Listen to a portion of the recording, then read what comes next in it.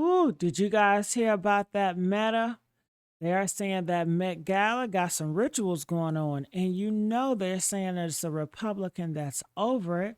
That's why a lot of black people were like, "Why are all the black celebrities going there?" They were trying to protest it. You have black people protesting it, but looking at this video, they're saying that it's been some uncovered rituals, honey. Yeah, so I think you need to look into this. I don't know how true it is, but I think that you guys possibly want to see this video. They say it's a lot of celebrities that expose another celebrities. So I want to know what you guys think about it. Make sure you guys like, share, subscribe here at this YouTube channel, and let's see what's really going on. It looks like The Rock is paying his dues because look what he wore at the Met Gala.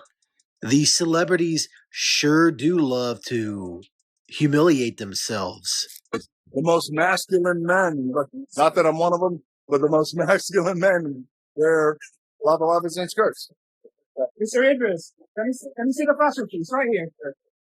Let me see the front. You don't care how people feel about the ritual. It's about does following the ritual work. Yeah. And so you can fool yourself into thinking there isn't one, but the evidence will be clear. Last year, it was Shabuzi. This year, it's The Rock, Damson Idris, and a whole bunch of other black men degrading themselves at the Met Gala. And it's not even just the men this year. Did y'all see what Doechii wore? And then Serena Williams? Why would her team not tell her how crazy this looks? And let's not forget Cardi B. She was literally dressed as an intestine. Now, we all heard about the so-called dress ritual, where they allegedly pressure male celebrities to wear dresses and skirts, like it's some kind of symbolic emasculation ceremony. But now, Katt Williams is saying people miss the point completely. According to Katt, the dress, or any outrageous outfit, is a loyalty test, a sick little game of how much are you willing to degrade yourself to stay in our club. It's about obedience, submission, and breaking you down so you'll say yes to anything they ask next. That's what makes information so powerful is, you don't care how people feel about the ritual. It's about does following the ritual work.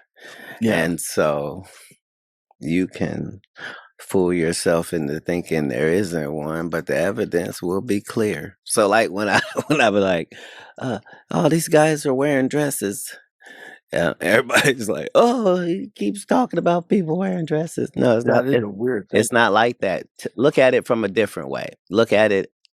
Show me one person that ever wore a dress in Hollywood unsuccessfully.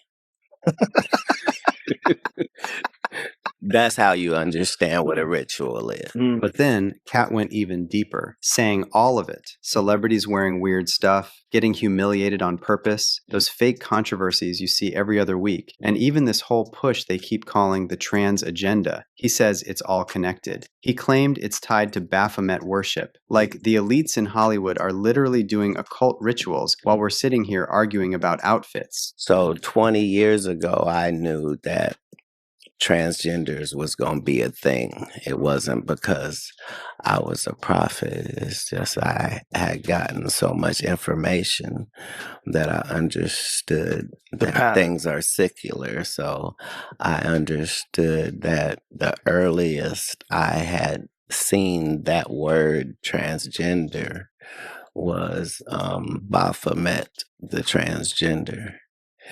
And so I knew that in the ritual of Baphomet, the transgender, to show allegiance to him, you had to kiss his ring. Really? And it said both of those things. So I knew that both of those things would become popular in the future.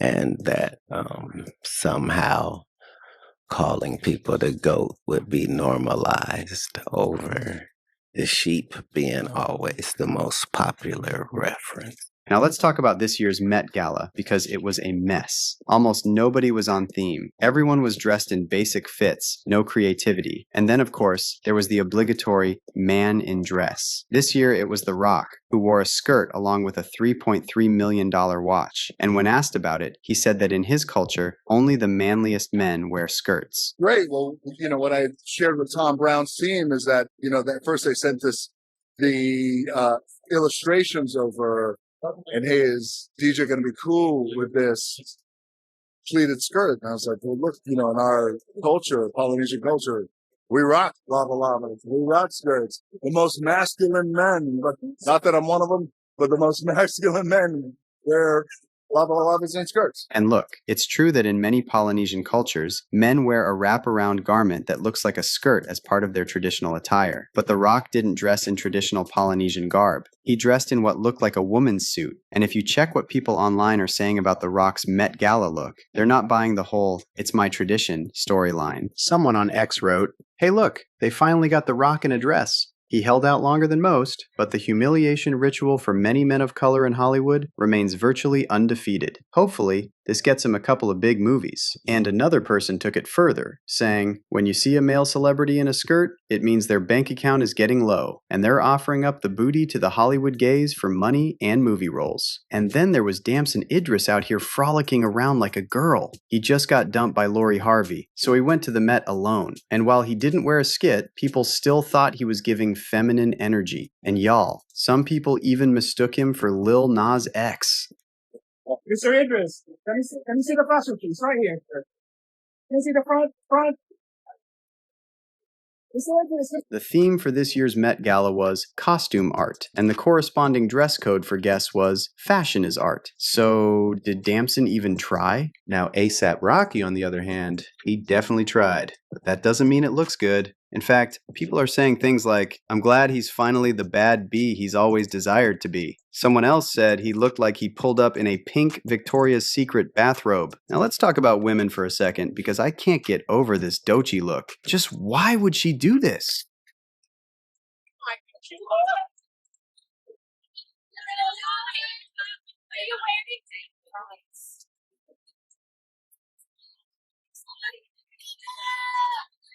Is she wearing invisible Balenciaga heels? Like, what was the purpose if not to humiliate her? One fan commented on Doechii's look, "This is disturbing to see. Doechii is looking like a slave at an auction. Very disappointing." And we can't forget about Erin Rose Phillip. She's the first black transgender woman with quadriplegic cerebral palsy to be signed to a major modeling agency. And she was invited to this year's Met Gala. And no shade to her, but doesn't this feel like they're mocking her? Do you think that the agency that signed her, or Anna Wintour, who invited her to the Met Gala, actually cares about her? It's just a display of pseudo-virtue, and this person's unfortunate circumstance is being used to push an agenda. So let's look at the bigger picture. According to what Katt Williams said about the industry humiliation rituals and the rumored Baphomet worship, the Met Gala isn't just a fancy fundraiser for the Costume Institute. It's a modern-day ball where celebrities embarrass themselves. The theme doesn't matter. What matters is the hidden rule: surrender your dignity. Look at the outfits. They're often grotesque, uncomfortable, revealing, or dehumanizing.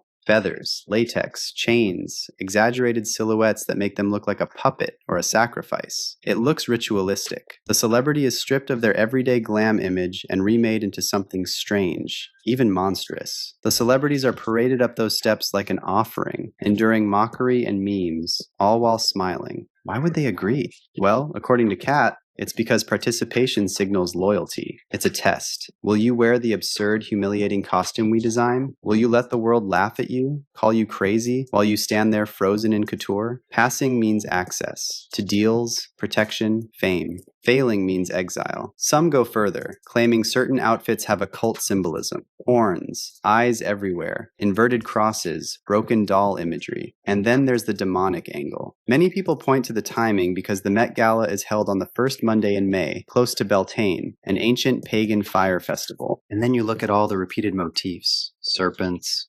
blindfolds, architectural costumes that make the person unable to move, and the fact that even youngins are sometimes dressed in disturbing ways. Officially, the Met Gala has a strict 18-plus age policy. But this year, Beyoncé and Jay-Z brought Blue Ivy, who's only 14 years old, and she was dressed like a grown woman. So it's not just humiliation, it's energetic feeding. And these celebrities are both victims and accomplices in the ritual. And the saddest part, we're all watching, posting, and making it work.